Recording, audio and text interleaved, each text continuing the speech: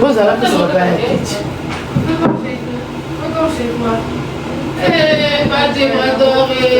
Maman est dans la live de Talinat.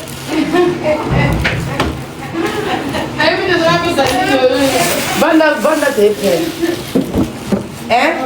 La famille n'a pas eu au cas. Banda, pas non, on va noter. Ça, c'est ta tibile côté. Bah, on va la faire. Il y a tika ya moi seul. Kolo ba communauté, amona na kai c'est tout. Mo so mona ni. C'est là que ça va là. Il va non bon. Ça va là pour la table. Kasi bongo. Ça va. Avec samba pour les sonner banane. Allez au banon. Ah, c'est bon. Ça on a pas ça on casse. C'est mieux que tu nous hein? Tout à côté là, il va te au matin. Et c'est mon thème, ma belle, moi, non. C'est que ça va te faire ça. Là, tu as un isébété, aya. Moi, non. Ah! Chose, on va bouger dans la langue, et puis là. Mon miroir, si j'ai le boni. Au bimi couda, au samba. Au tout la quitté, ma. Au bimi couda, le blanc, au bimi té. Je t'ai là, Azate. Azate.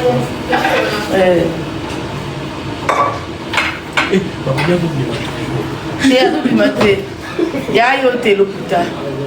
Mon toit sur le message des cousines, c'est pas grave. Et là, au quitte au pandage.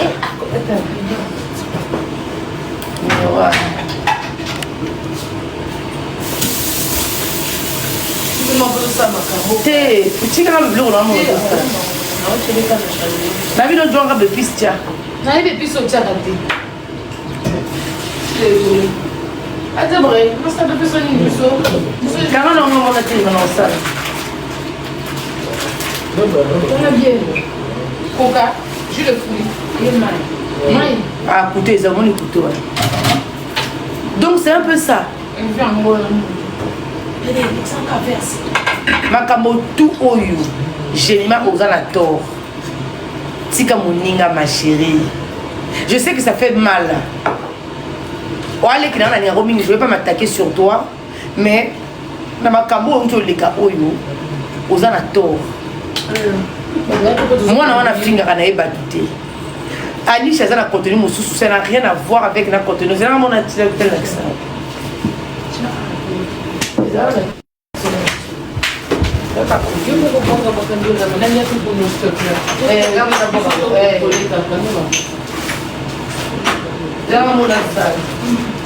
Côté.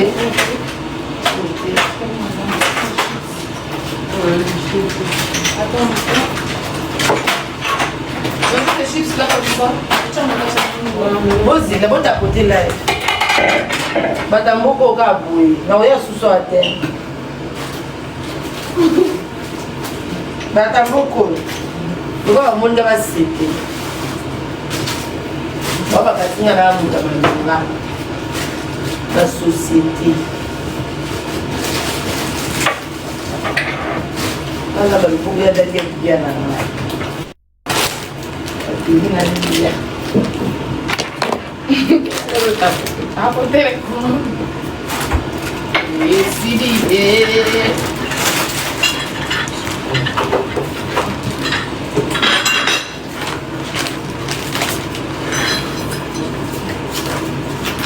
Voilà.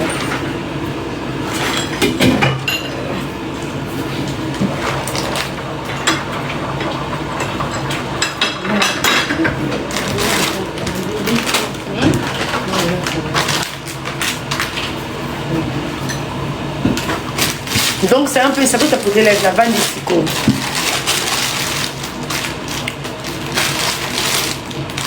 Makambu oyo de les camarades internet makaba j'ai ma kokondoni. J'ai mis aux raison té. On peut qu'on a chasse dans l'anda pour l'engager donc ah aux autres babou aux autres salariés bazou ça va chasser bazou ça la bazou nyoko ta va au côté ta va au lika. Je suis pas chez moi. Dans le bureau 4 vérités mais quelle est l'équipe trop. Déborah ma à quelle na va chasser va chips va ni. Mandaka bateau na éviter bateau uta poto va mandaka bateau boyoka ngwe. Yoka pour mettre ça pour le canapé. So mati makolo ba o kuire za ka chere na soba ke ona 4 fois ta ikia o les za bongo kanje aso yo ka pété personne aso qui pena à maître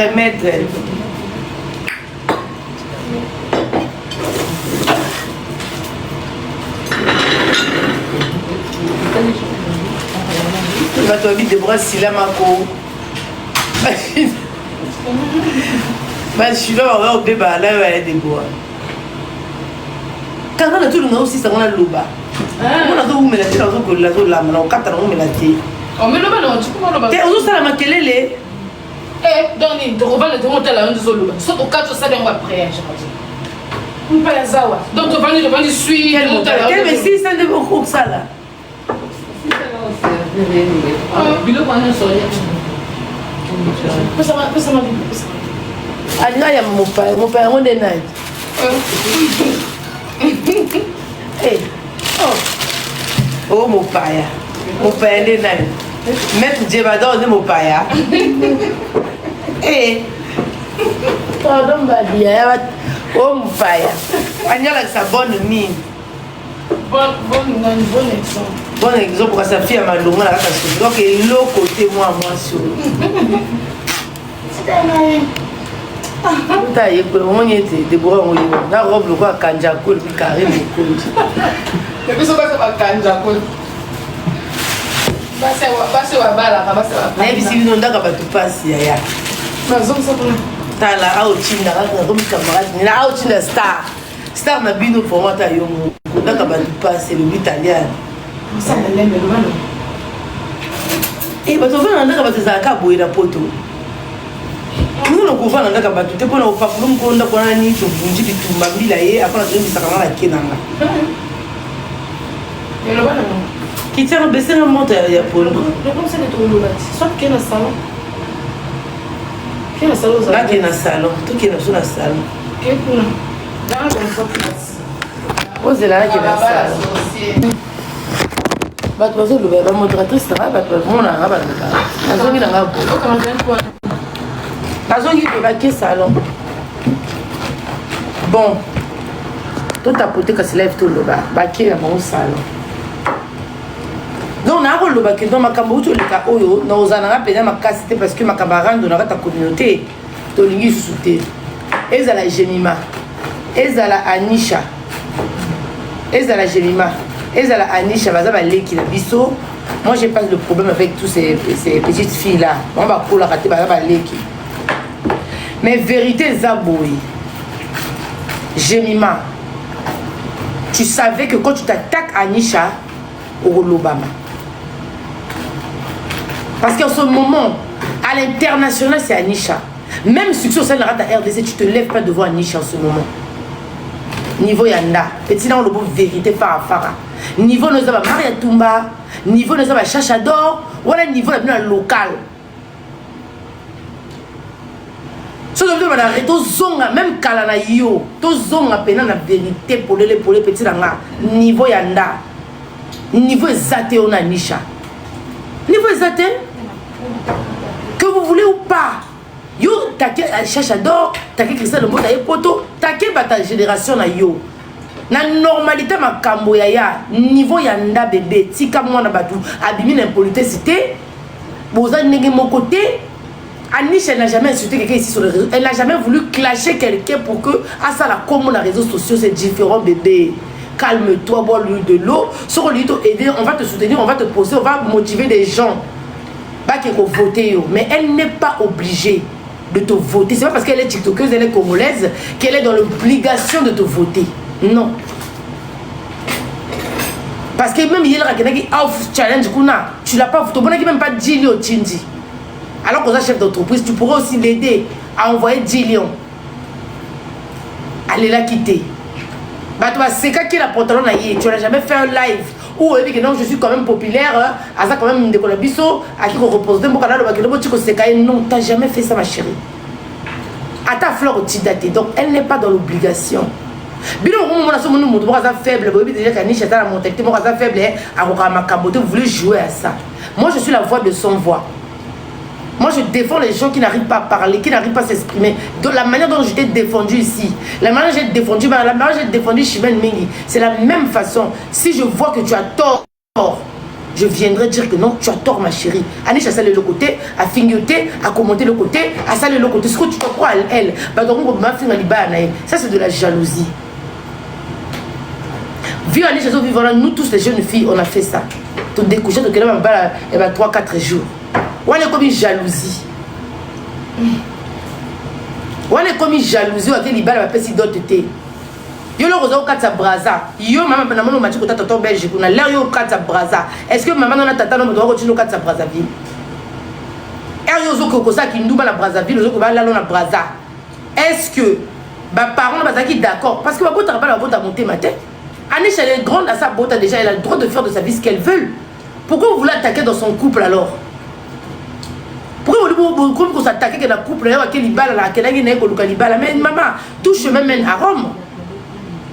Tout chemin mène à Rome. Quand on le but que vous coûtez là au Vandeli. Quand on jeune comme il passe comme il passe génération à biso les oyo. Mi bali pose avant bali na jeune garçon on ça la love na bango ala ndako na kitoko ala mboka le Togo ya kitoko ba CP de avanda pour appeler les masanga. Pour nous on met la masanga. Ça c'est de la jalousie. Si vous voulez attaquer Anisha, attaquez Anisha. Et puis Anisha ou attaquer Nanini a fini à monter à bord Ramimbo qu'elle a été elle est dans son game c'est à part entière game naïe c'est même pas notre game ça c'est de la pire jalousie et puis on maniqué ma belle épouse maniqué ma belle épouse libelle pété le quoi mimbara et bois libelle pété maniqué libelle épouse. Laisse ma belle et en bois.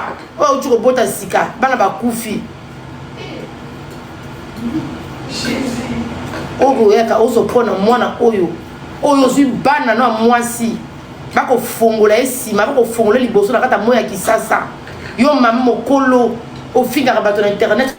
Tu t'attaques à un enfant comme Anisha parce que toi tu crois que non tu as la monopole pour le Anisha. Tu t'attaques à Anisha, tu attaques à ta fille. Et puis je m'attaque à Jémy, puis on va voir là où ça va aller. Et dans le Bible, je dis et je répète. Tu t'attaques à Nisha Maniké, je m'attaque à ta fille, je m'attaque à la nature, tu vas bêter ma nature, tu vas la moi, on va violer. Pas de photo, on est là qui mis sa moi non Kobimara. On a moi qui s'est Maniké, ça va rendre beauté ma bé. Bisous ça va rendre tout bête, tout beau basket comme chapeau. Bisous toujours ça la rendre des désordres pour filmer que bateau. Si on sali ka fille maniquée, je m'attaque à ta fille. Pour la routine à $100 qui ça va louer 40 mois dans 24 heures. Va filmer les gars et ça midi à 14 heures. Parce que aux ala oko botanisha. Okoki ko botanisha. Oh et ça comme une jalousie. Moi na wana fille ramonté. Asa la clash awate. Elle est sortie avec au sala outfit challenge là hier. Chose est ça lié, elle évolue dans son coin. Showbiz à Togo, bah, ivoirien et à un niveau moussoussou. C'est pas un autre niveau de clash à 2 balles qui nous apporte rien. C'est un autre level. À ça, la live, il y a 7000 personnes connectées sur le vélo côté 24 bateaux sur ma caméra mobile. Et laissez cette fille là. Au lieu de toxique, moi, même quand tu as salité la biso, je vais pas accepter ça. Et j'ai tout du monde à ça.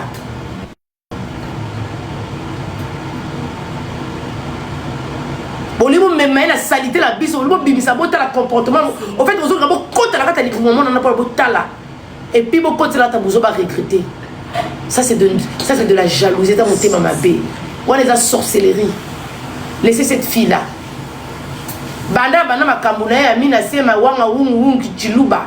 Elle n'a jamais insulté quelqu'un. À côté de makambouna bisoté, à Pessanani, à Vimoko la makambouna bisoté, elle n'a jamais assise ici, dans nos clashs, dans nos débats ici, oh tel, lequel tel. Elle n'a jamais parlé. Donc, voilà droit que le makambouna a été laissé là. Elle est dans son thème tranquille avec son homme. Bazo vive une novella, c'est la bango. Elle dérange personne, elle insulte personne. Attends, la biso la musique, la ndaka va voisin aussi comme Montoma. Botika mona batu. Botika mona. Bobanda qui na télé, botika mona. Bobanda qui a na télé qui vient laisser l'enfant de trou. Botika, comment qu'il y a abota, oboué pour la cabo descendre mona. Botika mona la batu. Elle a ça la cabo de roi. Anisha, kuna eza game mususu. Profitez de mon de côté, on sait jamais. Tu peux ça moi na conseil. Kuno ke ibombara moi on a dit PK. On sait jamais moi na. Tu peux c'est un conseil. Surtout mon bébé lui to balu que li brachade. Mais en ce moment, elle n'a rien fait. Je dis moi qui n'a pas sauté l'obélayo. Mais elle a fait l'obélayo boé. Oh ya ko bima, j'aime le faire ko bima. Ah ça la bras de fer nanga. Beaucoup lela wa. Beaucoup lela. Oh ya ko bima. Ah mais ko loba oh j'ai bobo manisha. A télé na nisha. Je vais prendre je vais envoler avec son âme. Au calme. On est tous contents. Beaucoup d'entrepreneuriat. J'aime aussi la vie. Là, aucune compétition. On paye les gens.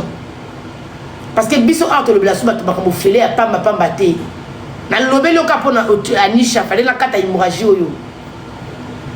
J'ai mis ça maman mi c'est bima na kata rando tema. Yo kasi ko loba tous les jours makamba batu mi c'est que bimate. Kasi mi c'est ça makamba batu té. Yanga mo na tiki na ko landa ya batu ebité ke mi c'est ko bima kingo ma. Yanga mo na tiki ba problème nanga.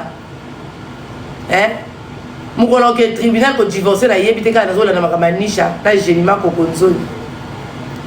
Kasi makamba batu ko lobate mi c'est bimate de tala mi c'est ça moi si jeune fille et ko kata kingo net mon sopo vers des terres.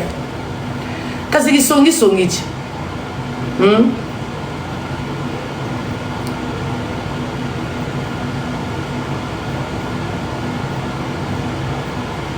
Yo j'ai pas ma fan qui a refait un mariage. Nous sommes en mariage au boteur ma fan now.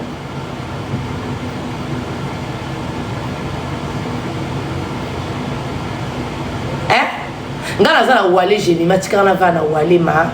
Nana 3 mois wale. Ndaka bato bo moni pour la live oyo. Yaki benda bika ndaka bato alingani makamba live te ma. Ndaka bato. Tika mona batu afinga kamututé.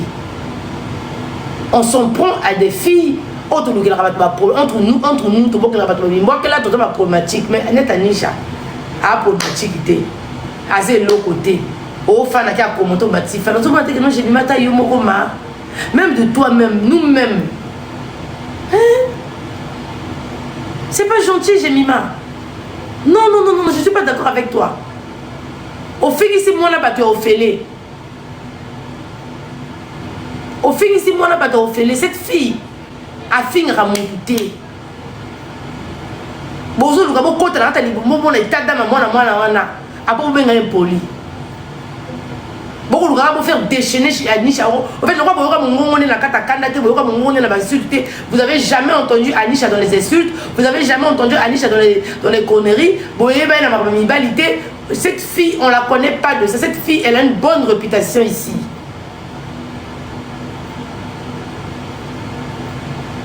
Laissez-la dans son coin avec son homme. Libala a que libala au fait. N'a évité quoi que libala au fait. Il va passer les mots. Bisous trop lié mort à libala.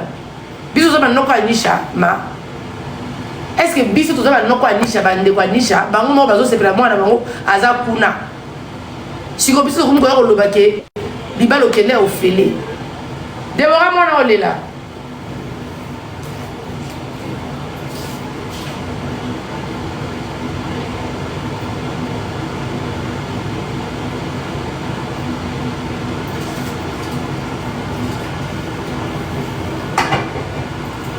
Voilà comme jalousie.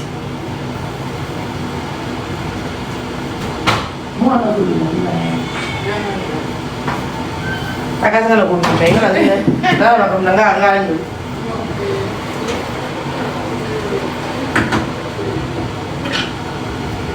bébé il est là on a comme na ngani nana musala de travail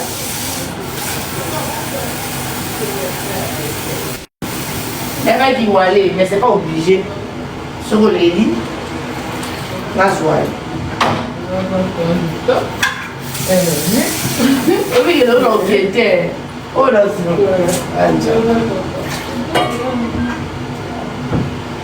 la si t'as vraiment on a 4 la 6 tapoter le live tapoter je sais bino ba bracha chou ba bracha nisha bracha na épé binoté bo tapoter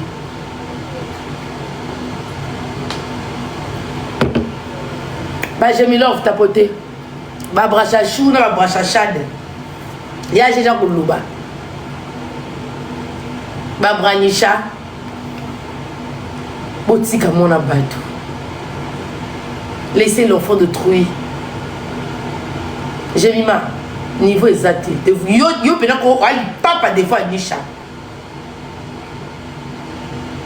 Ata bokala na oti bokala na o j'ai ma ko konzoni on les a qui a désordre. Ya biso ya désordre. Petu ana ki na niveau level. Ni na baraté soki na bossa na nisha. Niveau exact. Bois de l'eau. Te soutenir, je vais te poster, on va parler de toi. Mais, à niveau, moi, on a commis dans beaucoup, il y a une notoriété. Il y a un showbiz, il y a un makabu. Petit, je me m'attaque, kalana yo. Yo na mari, il y a ça. Si nous n'y sommes fait, qui ça, on a un niveau y a été. Et nous, non? Na réseaux sociaux ça ma fille de quoi comme star ou comme star ou l'axi mutaro comme star ou comme star ndenge ya comme kuna bango na brachade à part l'offre la bango ça contenu bango va créer ya contenu na bango ba benga ngo contenu ya couple et continuer bango bongo et c'est pour le bango porte ba benga ça contenu à part libala et ça contenu c'était déjà monté oh ah mais c'est na ndenge mabete na nga niveau exact tika mona bata vanda atungulaka te olobaka vote ke te na mona mongo soki mpe niyaya bino bokosaka bato nga na mongo te mpe nalobaka vérité bonga na mongo est ce que monoko nasalaka oyo eya na mongo nini nalokwama na réseau social non jemima ozo mwasi kitoko merci bébé Angie bino bolobo komba fille à classe boliyo so ba réseaux sociaux beaucoup na mibali kula bo vana na kata makambo na bino mema hein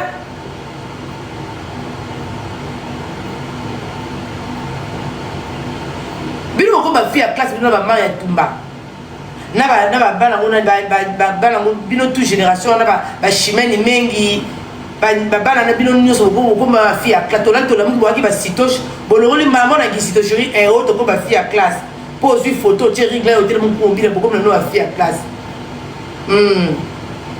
Pour voir mi bali, voir ma kabubo, même mi bali balala bino boko wa na baron internet. Kasi tika mona batute ma.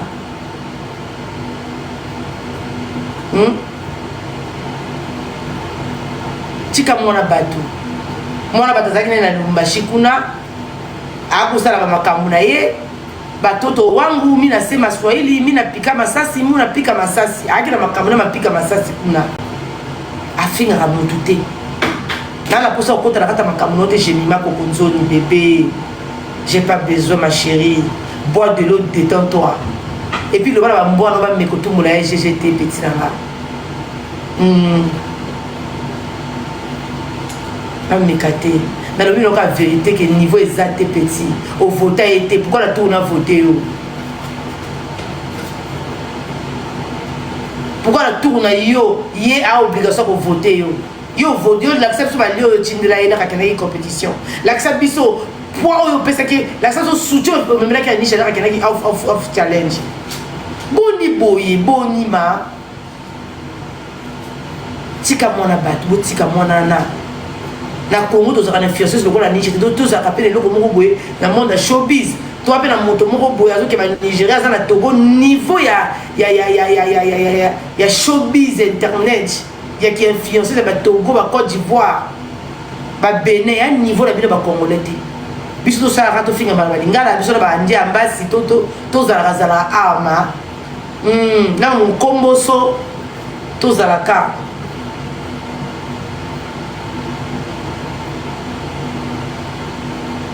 bako bloqué o te mama tika tout potana kawa soko ngo clasher mari le ko bloquer mon komboso Maria munokona nyonso comme le cas du fou nyama sauti obota sika tu peux t'attaquer à Maria au talama tu peux t'attaquer même à Chimène Mengi au talama tu peux t'attaquer à Niklechi Bungu au talama tu peux t'attaquer à Chachador au talama to vanda to sala ta salade de so to finga ba bêtise to finga masoka mama to finga mabolo tata bato mama bato on les a monde la biso chez Moebit biso entre biso ba localement au comme qu'on a ndenge so au console en français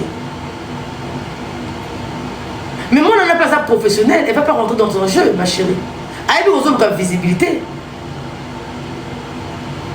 aïe besoin de visibilité tu crois qu'elle est bête aucune compétition nous on peut te soutenir c'est notre fille tu es notre enfant si on a soutenir yo européen ah Anisha na quelle compétition soutenir elle va te poster puis là c'est très simple à composter on peut sauver lumière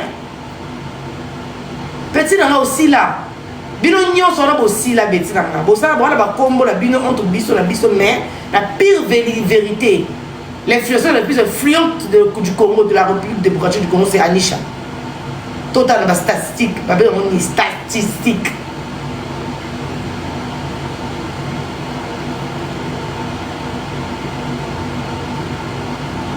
l'influenceuse la plus connue dans l'Afrique francophone, c'est Anisha. Je discute avec qui?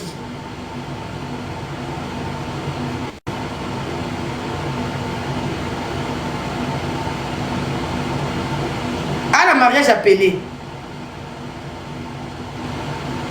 Quand on déplace, on va se déplacer. Peut-être là, la pori, là, quand on soit dans la biso, on dit, bon, nani, connaît nani.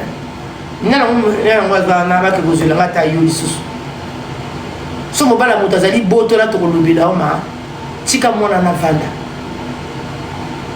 nana que tu pasali wana moi ça fallait fanjo akina mariage appelé na Nigeria petit na niveau bino kutu mutu munene oyo akena ko bengisa bino niveau ça va film oyo mutu munene film on peut comment obi ke bino wa vadier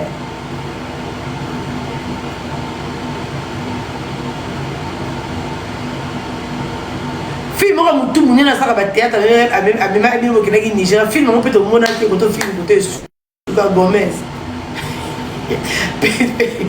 petit là tika mona na Nisha vana to tika mani ke tika Nisha niveau exact petit na répondre yo ta manquer au respect pose en doki o ko benda mona na pifo bon mon ngabo benda mona na pifo to benda Nisha pifo azate parce que pifo Nisha exact biso to pesi yango voilà biso bata ma finga te to pesi yango biso bata crête to pesi mona na pifo mona na zala bâtonné ana papa na maman na iba fane ba benga mon père et ma mère to tika mona biso te to pesi mona na pifo c'est pas nous. On n'a rien à dire de ça. Voilà pourquoi ma maman, moi, si la fille, on est dans la raté aussi Banisha. Vous n'allez pas l'attaquer. Donc, t'inquiète, on t'inquiète à saluer. À saluer. Moi, on a un bon, on a posé au Iba, moi, on a un bateau pifo. On a posé au Iba, pifo, au Iba, pifo. Pour biso to sala Nisha to côté la été biso to sala bino biso to sala au Genima to bino to sala mar to sala ba chimel to sala ba chacha parce que to le bilabo to kota mar bino to finga to mata to finga bino to clasha bino faut pas sa visibilité et ça dit que bato on a madame bu finga mon point mon ki to ka chaka nema ina yo kozaki boji iba yiba ma kolo Genima iba benda ko makolo parce que famille no ba maman na zaki vivant pauvre maman ba ndeko ba zaki discret iba on bifo pour dire mon amour une étoile moi qui te retient comme il a mon tour le baraté meilleur contenu premier contenu au tient maintenant c'est toi j'ai ma conjoint baba kambo besoin d'avoir harcelé moi na bato yo koka moté koka pression té au céder la pression des réseaux sociaux. Benda ma kolo petit na ko tata buzo ba to yo ba koto to ko bimisa parce que na vie moto ayebi oté ako bomoté. Quand quelqu'un te connaît pas, il peut s'en d'accord, t'as pas bomondé, mutu pas bomba mutu, ou mutu pas ça mutu pas ça audace à manquer au respect, faut formuler porte à manquer au respect. Yo fait ça rapporte ba yini ba kota petit na mal.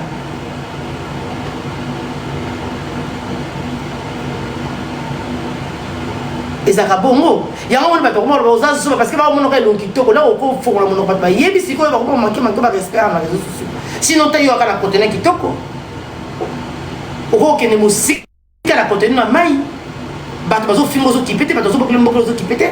Parce que aux autres la niche il va pas te répondre à petit là. Aux ali tout.com. Même il moi que la petite là faut pas te boire que là.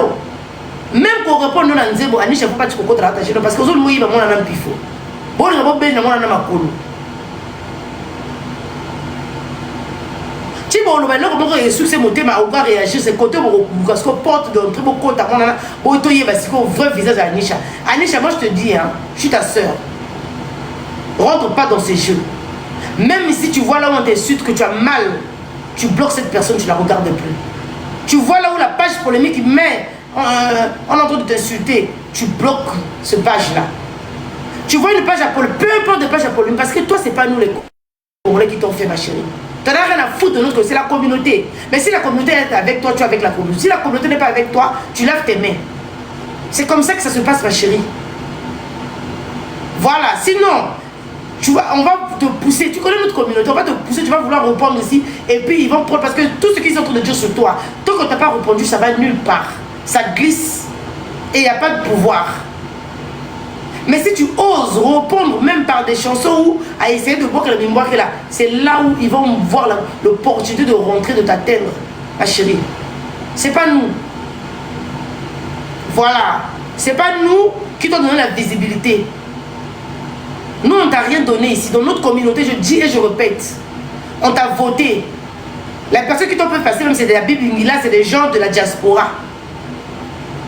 C'est des gens incognito qui ont mis des cadeaux des lions là-bas. C'est pas nous, mais nous, on n'a rien mis. On a deux fleurs. Déjà, des chapeaux.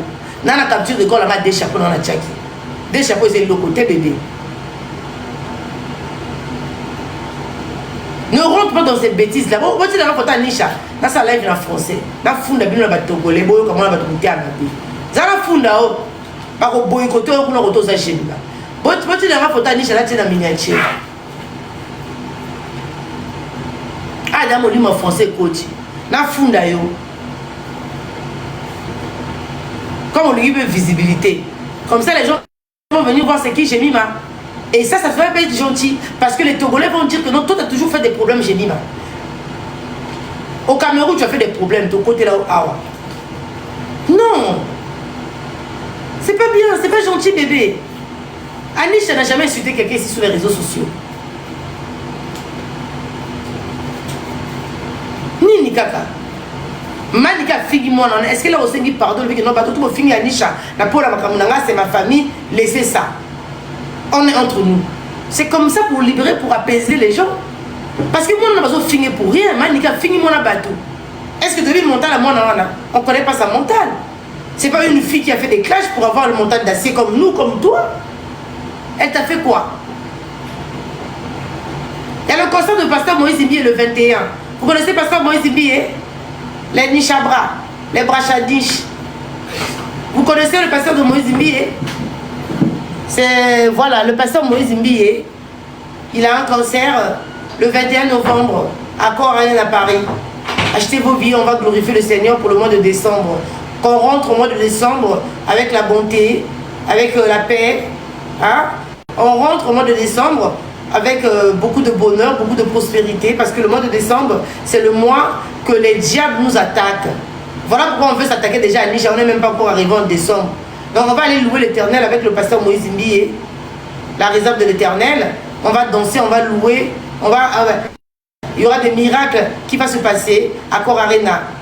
D'accord? Achetez vos billets déjà, réservez vos billets, réservez vos chambres d'hôtel. Les billets sont à 45 € le FOS, 200 € le VIP là-bas. Si tu veux voir le pasteur Moïse Imbié après le concert, achetez vos billets à 200 € vous aurez reçu par le pasteur Moïse Mbiye. D'accord? Tu as le billet de 200 €, le pasteur va vous recevoir, va vous prier pour vous. Il y aura, on va louer l'Éternel. Voilà, tu as des problèmes, tu es malade, tu as des problèmes des papiers, tu as des problèmes de santé, tu as des problèmes d'avoir des enfants. Donc tous tes problèmes que tu as, on se retrouve le 21 novembre au concert de pasteur Moïse Mbiye, la réserve de l'Éternel.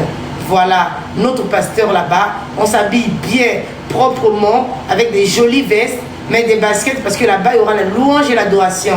Dieu a dit dans sa parole, louer l'Éternel, c'est prier 2 fois. Donc, on serait dans le Saint-Esprit.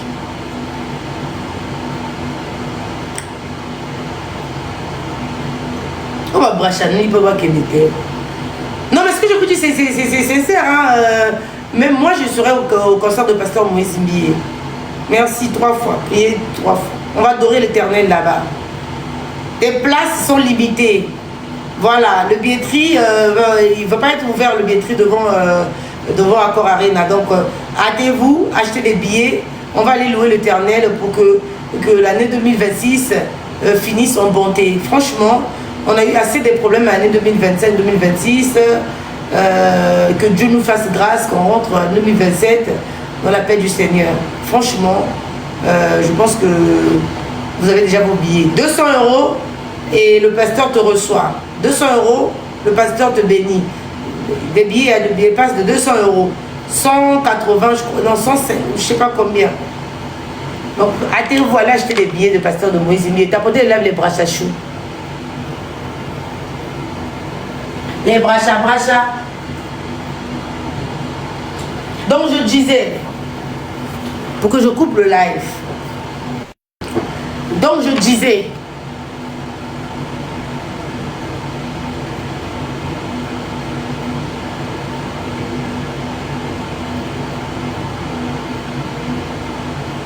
Anisha, peuple congolais, ils ont noté dans le but à vérité. Anisha, aux Jemima, aux niveau et Anisha. Nene a eu ma camona au téléménabino. Mon docteur au bimila moi je suis là. Voilà. Parce que vous aimez attaquer aux gens qui vous ah ça depuis de l'autre côté. Ça de l'autre côté mon abatazana la population mon papa et ma maman. Ah la femme de papa et maman. Bino beaucoup ma fille à classe. Bolubi que boboya biso de la makamla to commencer à me battre ma batama. Tout ça ni. Biso qui parle makamani chate za langa za la biso ah za la kata communauté to qui parle makamani chate. So mon moto qui parle makamani chate wona comme muté à mabe. Voilà. Moi nana atala kama kama biso kwa ndaka ba voisin. Akipa kama kama biso te ataka comme atanya na zo loba bu ale pe parfois pe awate. Parfois bazo talanga la musique. Laissez cette fille tranquille. Voilà. Et ça c'est que nous avons côté la niche pour la kabila ngambo je m'en fous na leke na mbongo. Mais là on le la vérité. Laissez cette fille. Merci bébé Caroline. Laissez cette fille pardon. Tika mona batu, bo tika mona batu. Maniki ko finga mona asali ni ko finga mona batake libala. Maniki ko mekate po olela. Oh GG. Ko mekate pour la vie quand simba ko biso de vie quand simba ko manike comment ko mekate manike pour ngana on simba pena ana pour moi na yo normalement kazo ki makambo ba nishe ba okende mais bana non nyoso ba benda bana ba chance bana bazangi ngenge bazangi fula mambo mwana ba ko fongole masoko ya mwana no manike ba lève nyoso sa njota basi kuna e funga mloko la mbala o manike yaka ko finga so mwana batanisha so kazo sala monopole ko finga mwana batakeli be yo mwa keli be yo so ki yetaki anam tazaki brachade no kubi katomela maya kwa so ki anam tazaki brachade awana katomela kamai kaso ko niveau mwana ngate mwana ngaza na Togo kuna kaso lobakati yaka ofinga mwana na ko krama kata kunjalize mwana makunja makasa kata nani kunja la big gilette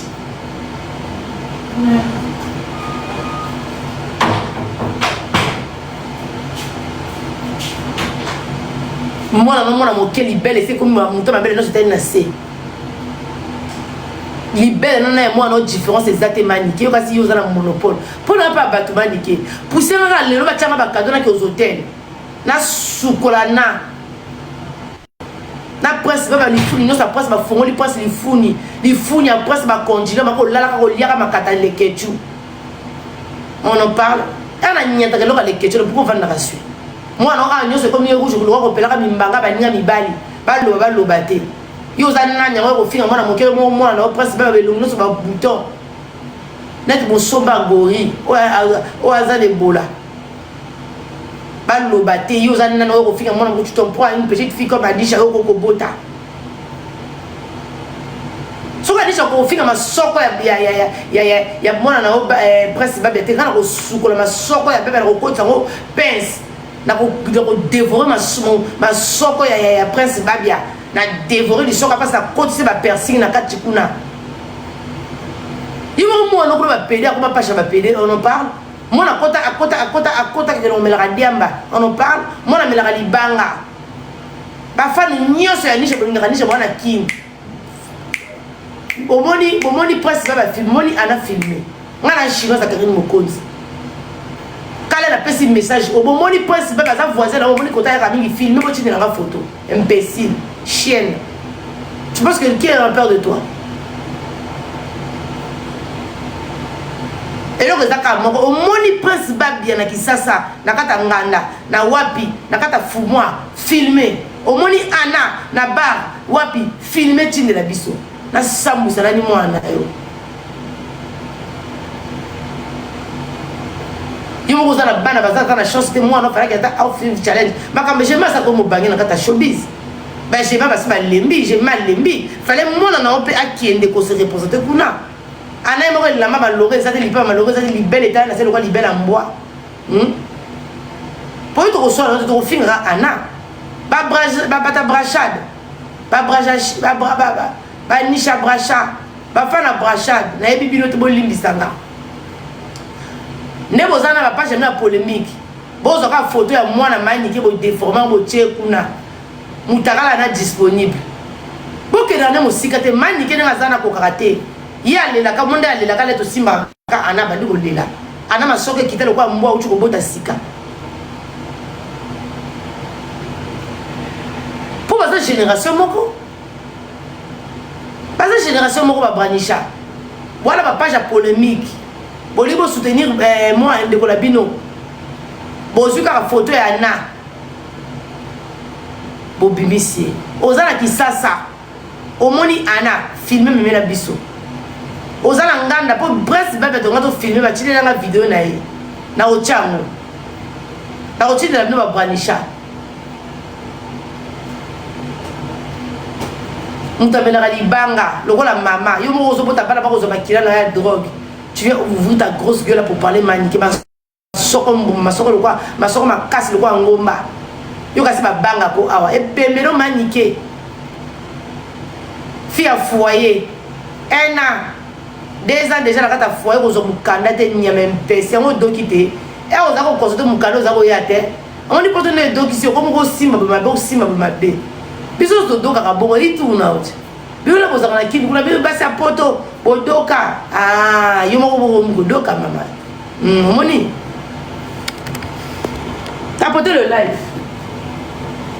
ma femme na bracha bota poter la carte tena la sokola kanga bani loko osala mwana te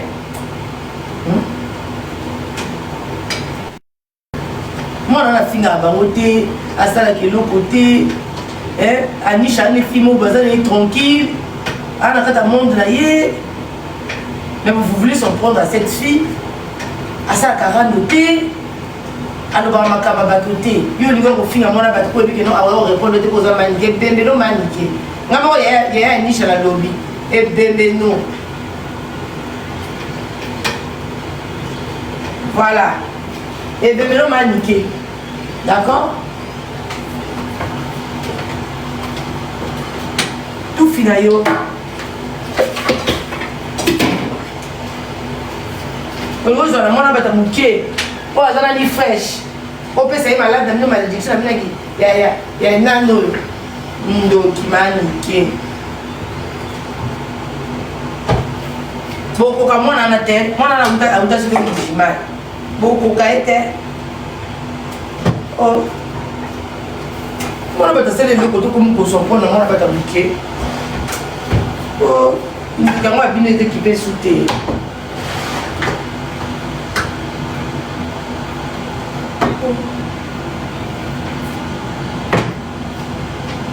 Mwana batalubaka te mwana batalubaka na ye te kindoki na bino ezokipe sous place te kindoki yango ezokipe sous te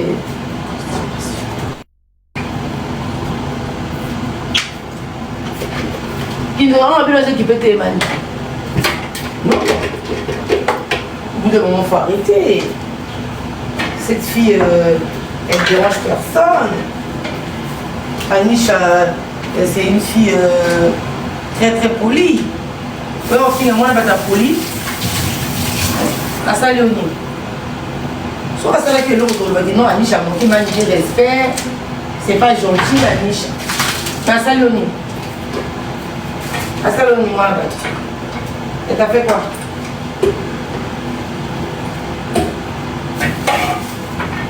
À ça, Léonie. Non. Je me dis à ma mère, on peut vous le faire, on va pour la guerre. Soit d'abord finir à la Anisha, pour manquer ma indiqué à sa maman. Quand on se reprend, on a ça, qu'est-ce qu'elle t'a fait? Elle t'a fait quoi?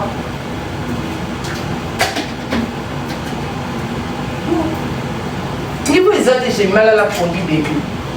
Et puis déjà, toi, la vie, c'est l'équipe. Là, ma mère Tumba. Niveau de la mère Tumba.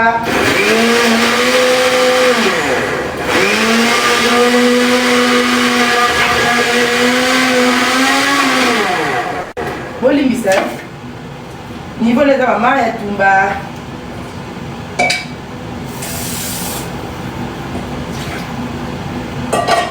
Voilà le niveau.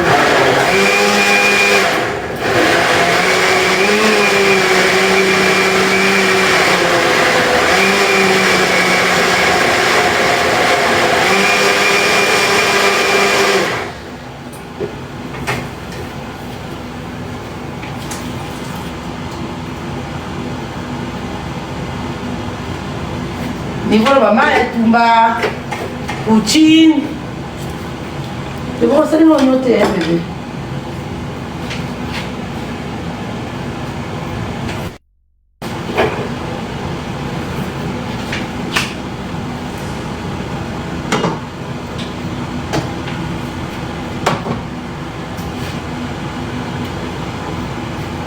Vous allez faire ça quand on attaque la live.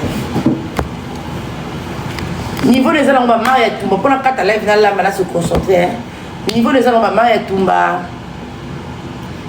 Chacha d'or, la chimène Mengi, Sogité, l'influenceuse le plus influent de la RDC. Que ce soit au niveau diaspora, au niveau RDC, c'est Anisha. Je ne discute avec personne.